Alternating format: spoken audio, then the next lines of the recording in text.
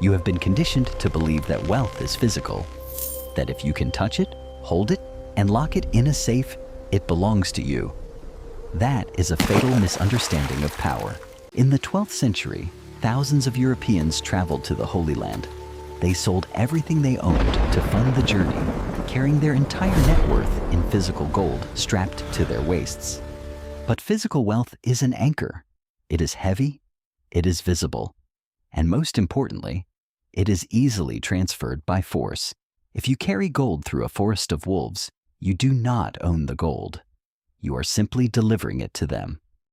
The roads of Europe were soaked in the blood of men who thought they could protect their physical assets with a single sword. They failed because the system was fundamentally flawed. To survive, the rules of money had to be completely rewritten. Wealth had to be decoupled from physical reality. It had to become invisible. Life is just and the architects who figured this out were an order of warrior monks. The Knights Templar are remembered as holy warriors, but their true genius was not on the battlefield. Their true genius was the creation of the world's first multinational corporation. They built an infrastructure of impenetrable fortresses, stretching from London to Jerusalem. They possessed the most lethal, highly disciplined private army on Earth, and they used that military might to back a revolutionary idea. They realized that moving gold across the world was inefficient and dangerous. So they decided to stop moving the gold. A traveler in Paris would walk into the Templar headquarters. He would hand over his life savings in physical gold. The Templars would lock it in their vault. In exchange, the Templar scribe did not give him a receipt. He wrote a document using a highly classified cryptographic cipher, a code that only the Templar network could read. To ensure it could not be forged, the document was torn in half. The traveler kept one piece. The ledger kept the other. The traveler left the fortress completely empty-handed. His gold was gone, but his wealth was not. His wealth had been transformed from heavy, vulnerable metal into data. Do you understand what they did? They separated the value of the money from the physicality of the money. Choose your path wisely before it fades to dust. They built the SWIFT system. 700 years before computers existed, they built a network of trust. Moving vast wealth across a continent. Now the pilgrim could travel through the most dangerous roads on Earth. He could sleep in the woods.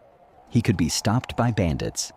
But the bandits could not rob him, because you cannot steal a cryptographically secured ledger entry with a sword. If a bandit did stop him and found the paper, it meant absolutely nothing. To an illiterate highwayman, the encrypted cipher was just a piece of trash. They threw it in the mud. They didn't realize that they were holding the equivalent of a modern bank wire transfer, because ignorance is the ultimate security system. Jerusalem, at long last. Months later, the pilgrim arrived in Jerusalem, alive, unrobbed. He walked into the Templar headquarters in the Holy Land. He presented his torn piece of paper. The desert holds secrets that kill. The Templar matched the jagged tear. He decoded the cipher. He verified the ledger. And instantly, the Templar handed the pilgrim his exact deposit in local currency, minus a small, highly profitable transaction fee. In that moment, the world changed forever. People realized that gold was heavy, dangerous, and obsolete. They realized that a piece of paper, backed by an infallible system of trust, was infinitely more powerful than the metal itself.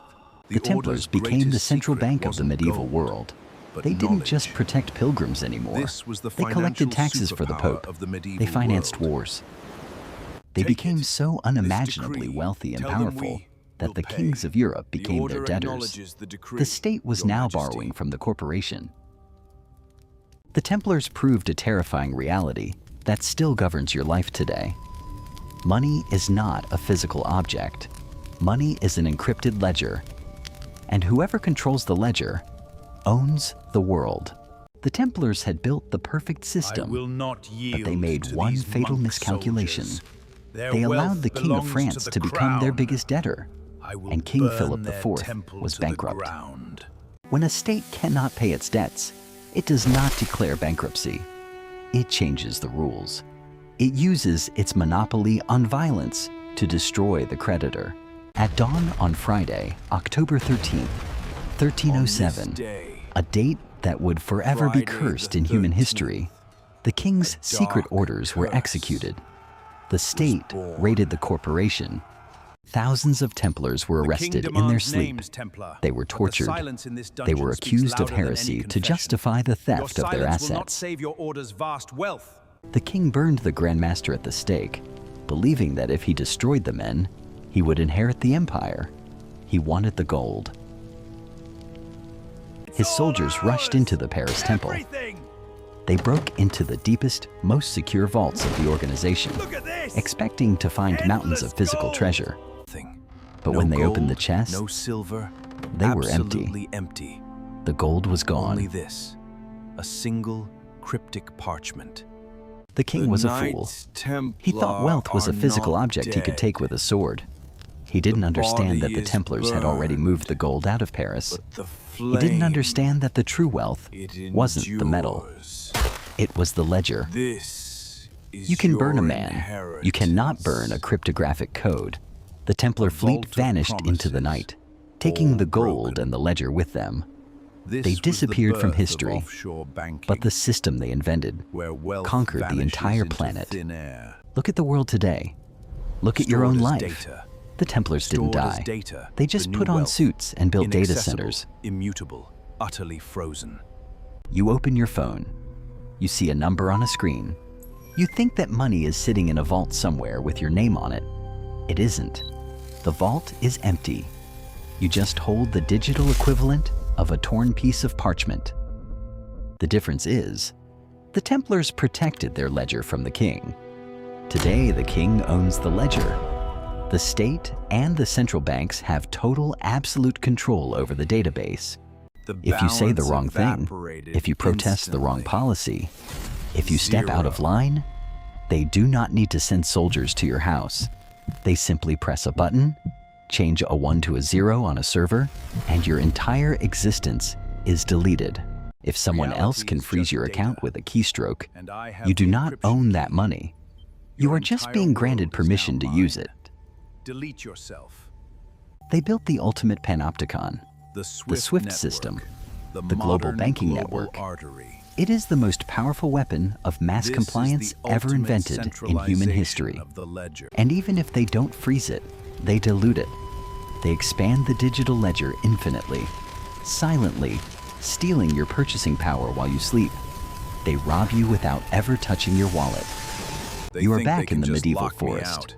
But this time, the bandits aren't hiding in the trees. They are running the database. Their permission. So, what are you going to do about it? Are you going to continue carrying your wealth on a ledger controlled by the king? Hunt and slaughter. The only way to win a rigged game is to stop playing on their board. History has come full circle. We have returned to cryptography. Today, you have the power to do what the Templars did. You can hold your wealth in a decentralized ledger that no king, no state, and no central bank can freeze, alter, or dilute. Self-custody, cryptographic keys, hard assets. When you hold the private keys, you hold the vault. You bypass the state completely. You become your own bank. They cannot print it. They cannot confiscate it. They cannot freeze it with a button. It is mathematics, and mathematics does not bow to politicians. A man can now walk across the most dangerous borders on Earth, completely naked, carrying $1 billion entirely inside his head. It is the ultimate realization of the Templar dream. Wealth that is truly, physically, unstealable. The state will always try to burn the pyre. The system will always try to control the database. You have a choice. You can leave your life savings in their vault and pray they never press the button. Or you can take custody of your own life. Do not trust their paper. Do not trust their database. Own the ledger.